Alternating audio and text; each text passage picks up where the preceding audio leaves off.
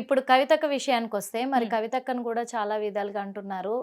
ప్రతిపక్షాలే, అందులో కాంగ్రెస్ మహిళా నాయకులే అంటున్నారు. కవితకి అసలు బయటకు వచ్చే హక్కే లేదు. ఏ మొహం పెట్టుకొని బయటకు వచ్చే హక్కు లేదు? మహిళల ఆత్మ గౌరవాన్ని దెబ్బతీసింది. తను ఇప్పుడు బీసీల పట్ల ఎందుకు నినాదాన్ని ఎత్తుకుంది, బీసీ నినాదాన్ని ఎత్తుకొని బీసీలకు అండగా నిలబడతానని ఎందుకు పోరాడుతుంది, హక్కు ఎవరిచ్చారు అని అంటున్నారు. ఒక రాజకీయ నాయకులకు గాని నాయకురాళ్ళకు గాని నువ్వు గిదే నినాదాన్ని ఎత్తుకోవాలి, గిదిని మీదనే నడవాలి అనేది ఉండదు. ఏ నినాదాన్నైనా వెతుకోవచ్చు. ఏ నినాదం ఎత్తుకున్నా కూడా వాళ్ళు ముందుకు తీసుకపోతే కాలేదు అంటున్నారు. అధికారంలో ఉన్నప్పుడు మహిళల గురించి గాని బీసీల గురించి గాని ఆమె కొట్లాడినరు. ఇప్పుడు అధికారం పోయిన తర్వాత కూడా ఆమె మహిళల గురించి గాని బీసీల గురించి గాని కొట్లాడుతున్నారు. కొట్లాడితే స్వాగతించాల్సింది పోయి ఆమె మీద వ్యక్తిగత విమర్శలు చేస్తున్నారు. ఆమె ఏమన్నా బ్యాగు సంచులతోటి దొరికిన దొంగన, లేకపోతే కెమెరా అడ్డంగా ప్రతిపక్ష అంటే ఏదన్నా అధికార పార్టీలో ఉన్న ఎమ్మెల్యేలను కొనడానికి బ్యాగులల్లో మూటలు పట్టుకపోయి ఏమన్నా కెమెరా దిక్కు దొరికిందా? ఆమెమన్నా ఆమెం దొంగ కాదు, ఆమెం దొంగతనం చేయలేదు, ఆమె ఏమన్నా హత్య కూడా చేయలేదు. ఆమె మీద లేనిపోని నిందారోపణలు చేస్తున్నారు.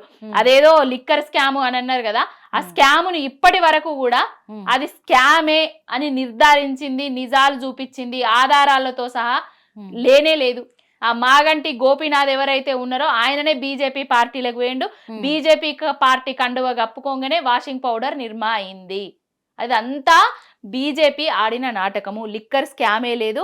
ఏవైతే ప్రాంతీయ పార్టీలను దెబ్బతీయాలని చూసిండ్రో అక్కడ ఆమ్ ఆద్మీ పార్టీని, ఇక్కడ తెలంగాణలో బీఆర్ఎస్ టీఆర్ఎస్ పార్టీని ఎన్నటికున్నా కేసీఆర్ గారితో వాళ్లకు తిప్పలు తప్పవు అంటే దెబ్బతీసింది అని మీరంటున్నారు. కానీ బీఆర్ఎస్ బీజేపీ ఒకటే ఇప్పుడు, ఎందుకంటే రెండు కుమ్మక్కై ఉన్నాయి కాబట్టి ఎమ్మెల్సీ ఎన్నికలలో పోటీ చేయకుండా ఆగిపోయినారని చెప్పేసి అంటున్నారు. ఇగో ఎమ్మెల్సీ ఎన్నికలలో రెండు పార్టీలు పోటీ చేసినాయి.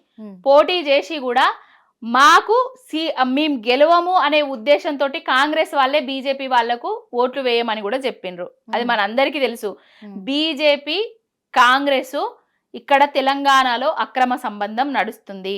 బీజేపీకి ఒక ఖర్చీఫేసి, ఒక సీట్ల ఖర్చీఫేసి కూసున్నది రేవంత్ రెడ్డి. బీజేపీకి బి టీమ్ గా వ్యవహరిస్తున్నది రేవంత్ రెడ్డి. తెలంగాణలో బీజేపీ కాంగ్రెస్ రెండు అక్రమ సంబంధం పోటీ చేయలేకపోయింది. బీఆర్ఎస్ మాకంటే మేము ఎప్పుడు పోటీ చేయలేదు, అక్కడ పోటీ చేయాలని అనుకోలేదు. మా అధినాయకుడు ఏవైతే చెప్పిండ్రో దాని అనుగుణంగానే మేము పోటీ చేయలేకపోయారు. ఓకే, ఇక్కడ ఇంకొక విషయం ఏంటంటే కూడా ఇప్పుడు కవితకు ఒక మాట అన్నారు. ఏమన్నారంటే రేవంత్ రెడ్డి కేసీఆర్ గారికి భయపడుతున్నారు అని చెప్పేసి అన్నారు. అంటే వాళ్ళు ఏమంటున్నారంటే ఇప్పుడు అధికారంలో ఉన్న కాంగ్రెస్ పార్టీ నాయకులు ఏమంటున్నారంటే భయపడింది రేవంత్ రెడ్డి కాదు, కేసీఆర్ భయపడుతున్నాడు, హరీష్ రావు భయపడుతున్నాడు, కేటీఆర్ భయపడుతున్నాడు, కవితక్క భయపడుతుంది. ఎందుకు భయపడుతున్నారు అనేది కూడా చెప్పారు. కేసీఆర్ ఏమో ప్రజలను మోసం చేశాడు కాబట్టి అందులో ఒకటి పాస్పోర్ట్ బ్రోకరు అని కూడా వాళ్ళు అంటున్నారు. అందుకు ఆయన భయపడుతున్నాడు. భూ కబ్జాలతోటేమో హరీష్ రావు భయపడుతున్నాడు. ఈ కార్ రేస్లోనేమో కేటీఆర్ భయపడుతున్నాడు. లిక్కర్ స్కామ్లో ఎక్కడ ఇవన్నీ బయట పెడతారో నేరాలని చెప్పేసి కవిత భయపడుతుంది. అలాంటిది ఇలాంటి మేకపోతు గాంభీర్యంతో ఎలా మాట్లాడుతుంది కవితక్క అని క్వశ్చన్ చేస్తారు. మేకపోతు గాంభీర్యాన్ని ప్రదర్శిస్తున్నది రేవంత్ రెడ్డి. ఓటుకు నోటు కేసులా ఎప్పుడు జైల్లో కూర్చుంటాడో, ఎప్పుడు ఊచలు లెక్క పెడతాడో తెలియక బీజేపీ తోటి అక్రమ సంబంధాన్ని నడిపిస్తున్నది రేవంత్ రెడ్డి. కేసీఆర్ గారు ఒక కారణ జన్ముడు, మహోన్నత వ్యక్తి. ఆయన శిఖరం లాంటోడు. ఏ తప్పు చేయడని తెలంగాణ రాష్ట్ర ప్రజలకు తెలుసు, యావత్తు దేశానికి తెలుసు. దేశానికే దిక్సూచిగా నిలిపిండు కేసీఆర్ గారు తెలంగాణ రాష్ట్రాన్ని. ఈ కార్ రేసు తుస్సు అనేసి అందరికీ తెలుసు. దాంట్లో జరిగిన స్కాములు లేవు, స్కీములు లేవు, ఏది లేదనేసి ఈ కారు వల్ల రాష్ట్రానికి ఆదాయం పెరిగింది, పెట్టుబడులు వచ్చినాయి అని నిజం. కేటీఆర్ గారిని నేరుగా దెబ్బతీసే సత్తువ లేక, తెలివి లేక ఆయన మీద ఈ కార్ రేస్ అని పెడుతున్నారు. ఇంకొకటి హరీష్ అన్న అనేటైనే ఆయన గరీబుల్ల లీడరు. ఎక్కడ అన్నా ఇక్కడ మేము ఇట్లా బాధపడుతున్నామే, ఇక్కడ ఇట్లా కష్టం వచ్చిందే అని అంటే మా వెన్నుండి నడిపించే లీడరు, మా కార్యకర్తలకు బలాన్ని అందించే లీడరు.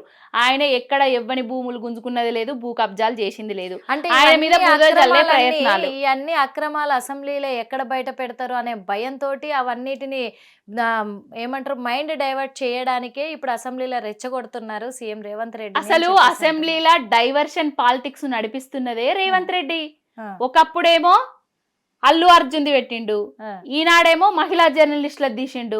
అసెంబ్లీలా ప్రతిదానికి డైవర్షన్ పాలిటిక్స్ చేస్తూ ఏవైతే ప్రశ్నలు వేస్తారో మా ప్రతిపక్ష నాయకులు, ఆ ప్రశ్నలకు సమాధానాలు లేకనే జర్నలిస్టులను అరెస్ట్ చేసి ఈనాడు కూడా డైవర్షన్ పాలిటిక్స్ చేసింది రేవంత్ రెడ్డి. ప్రతి దానికి ఏ ప్రశ్నకు సమాధానాలు వాళ్ళ దగ్గర లేవు. ముందేమన్నారు, కాళేశ్వరం ప్రాజెక్టులో 1,00,000 కోట్ల అవినీతి జరిగింది అని చెప్పారు. ఇక్కడ నన్ను నిరూపించిండ్రా? 90,000 కోట్ల వ్యయంతో కట్టిన ప్రాజెక్టుల 1,00,000 కోట్ల అవినీతి ఎట్లా జరుగుతుందిరా సన్నాసుల్లారా? విద్యుత్ రంగంలో స్కాములు జరిగినాయి అని చెప్పిండ్రు. విద్యుత్ మీద జగదీష్ రెడ్డి గారు మాట్లాడుతోటే ఆయనే మైకులు కట్ చేస్తారు, ఆయనను సస్పెండ్ చేస్తారు. గొర్రెలల్ల స్కామ్ అంటారు, బర్రెలల్ల స్కామ్ అంటారు. తలసాని గారు లేచి మాట్లాడితే ఆయనకు మాటలకు సమాధానాలే లేక నోరెళ్ళ పెడతారు. ఆర్థికంగా ఇట్లా చేసిండ్రు అట్లా చేసిండ్రు, వైద్య రంగంలో ఇదైంది అదైంది అని చెప్పుడుతోటే హరీష్ అన్న లేచుడుతోటే సమాధానాలు చెప్తే గమ్మున కూర్చుంటారు. ఎవరి దగ్గర సమాధానాలు లేవు.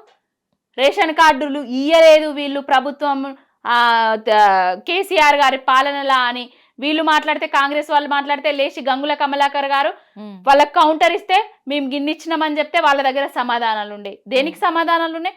పొంతల లేని సమాధానాలు చెప్పుకుంటా, ప్రశ్నోత్తరాలకు కూడా సమయాన్ని ఇవ్వకుండా ప్రతిపక్ష నాయకుల మైకులు కడి చేస్తూ పాలన నడిపిస్తున్నాడు అసెంబ్లీ సాక్షిగా రేవంత్ రెడ్డి అనేటైనే.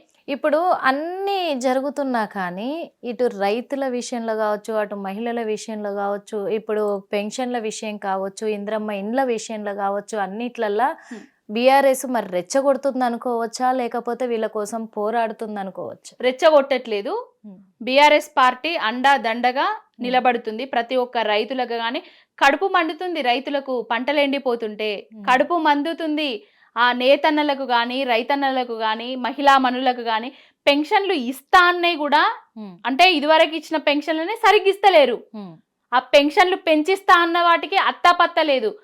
ప్రతి ఒక్కరికి సంక్షేమ పథకాలతో సంబరపెట్టింది కేసీఆర్ గారు. అయితే సంక్షేమ పథకాలతో కోత పెట్టుకుంటా కోతలే ఎగవేతలే ఆయన పరమావధిగా పాలిస్తున్నాడు రేవంత్ రెడ్డి అనేటోడు.